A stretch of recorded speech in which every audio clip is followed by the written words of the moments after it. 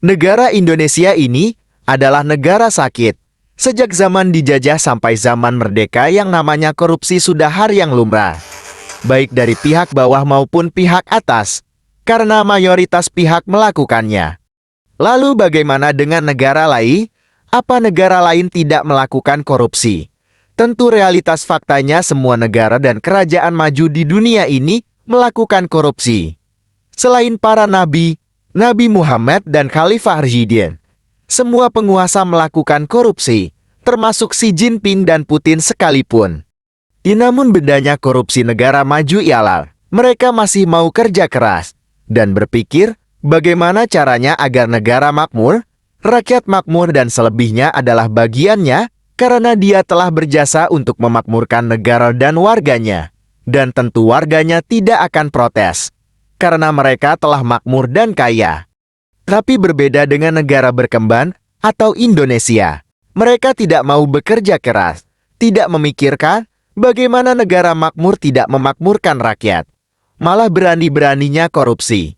Udah gitu yang dikorupsi adalah bantuan sosial lagi. Sungguh dungu dan benalu para koruptor Indonesia ini. Namun yang namanya korupsi adalah tidak benar. Dan semestinya para koruptor harus dianggap sebagai teroris nomor satu karena mereka adalah pengkhianat negara.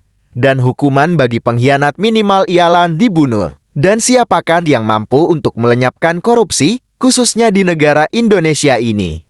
Tentu saja ia adalah seorang Hitler, yang muncul di saat kekacauan negara, inflasi tinggi, sehingga ekonomi hancur, dan menimbulkan banyaknya pengangguran. Meine Arbeit für richtig Geld. Ob du glaubst, dass ich fleißig gewesen bin, dass ich gearbeitet habe, dass ich mich in diesen Jahren für dich eingesetzt habe. Maka Hitler muncul untuk memperbaikinya dengan cara militer yang otoriter. Dia mampu untuk memutar keadaan dari negara sakit dan hancur menjadi negara sehat dan negara maju. Tentu semua itu terjadi butuh proses dan tidak instan. Maka siapakah sosok yang mirip dengan Hitler ini di Indonesia? Ialah Bapak Prabowo Subianto.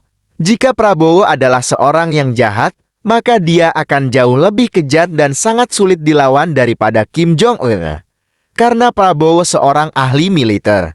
Berbagai strategi militer dia kuasa. Dan orang tuannya adalah ahli ekonomi, yang mana terbiasa berbisnis dengan para konglomerat.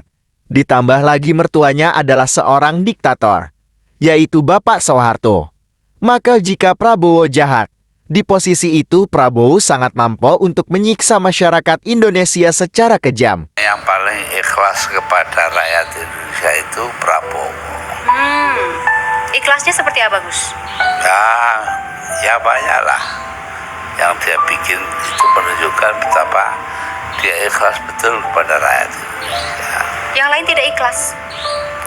Ya nggak tahu ya. Tapi beruntungnya, Prabowo Subianto itu orang yang baik, yang memiliki kepedulian yang tinggi dan keikhlasan untuk negara dan rakyat Indonesia ini. Namun sayangnya tidak semua kebijakan dan proyeknya berjalan lancar.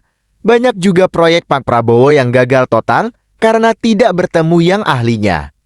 Jika saja dia bertemu dengan para ahli, sebagaimana Hitler memiliki para ahli ekonomi, pertanian, hukum, dan lainnya.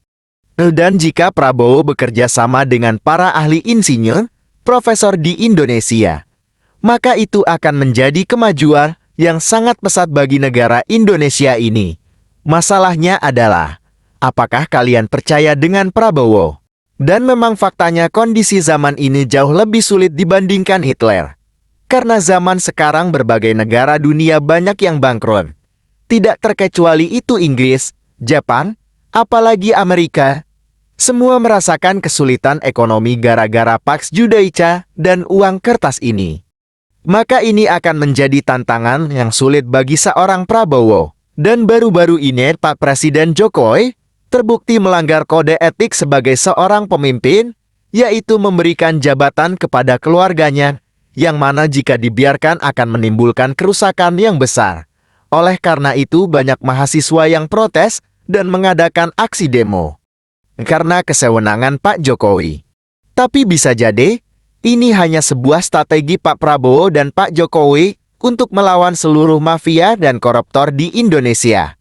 Karena segala macam pihak, perusahaan dan komunitas ada mafianya, dan korupsi adalah mainannya. Maka mau tidak mau Pak Jokowi dan Pak Prabowo merekrut keluarganya. Karena saking sulitnya cari orang yang jujur di negara Indonesia ini. Presiden Joko Widodo saya sangat kenal.